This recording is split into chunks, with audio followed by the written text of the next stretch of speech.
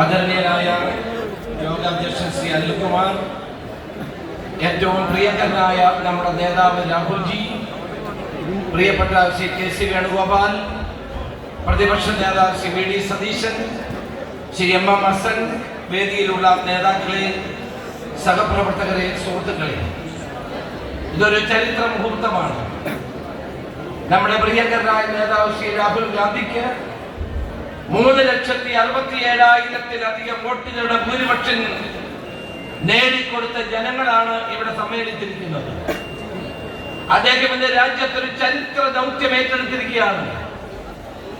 അബ്കി bar 400 പാർ എന്ന് പറഞ്ഞുകൊണ്ട് 400 seat നേടുമെന്ന് പറഞ്ഞുകൊണ്ട് ജനങ്ങളെ കബളിപ്പിച്ച ഒരു പ്രധാനമന്ത്രിക്ക് നേരെ ഒറ്റയാൻ പോരാട്ടമാണ് പ്രിയപ്പെട്ട ശ്രീ രാഹുൽ ഗാന്ധി നടത്തിയത്. ആ പോരാട്ടത്തിൽ മോഡി പരാജയപ്പെട്ടിരിക്കുന്നു, രാഹുൽ ഗാന്ധി വൻപിച്ച വിജയം നേടിയിരിക്കുന്നു.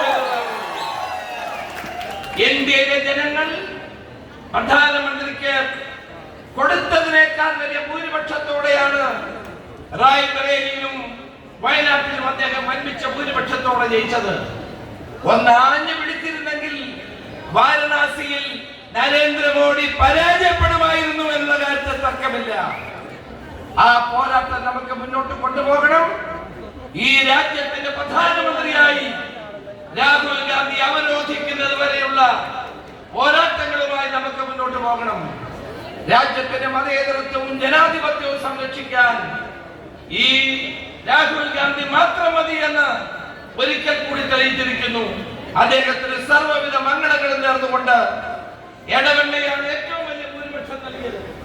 ശ്രീ പി കെ ബഷീറിനെ ഞാൻ അഭിനന്ദിക്കുന്നു, ഇടവണ്ണയിലെ ജനങ്ങളെ ഞാൻ അഭിനന്ദിക്കുന്നു. ഏറ്റവും കൂടുതൽ ഭൂരിപക്ഷം നൽകിയ അവർ തിരുത്തിയാണ്. വണ്ടൂര്, നിലമ്പൂര്, ഏറനാട് 3 പേർക്കും ഹൃദയം നിറഞ്ഞ ആശംസകൾ നേർന്നുകൊണ്ട് എന്റെ വാക്കുകൾ നിർത്തുന്നു. നമസ്കാരം. ജയ് ഹിന്ദ്.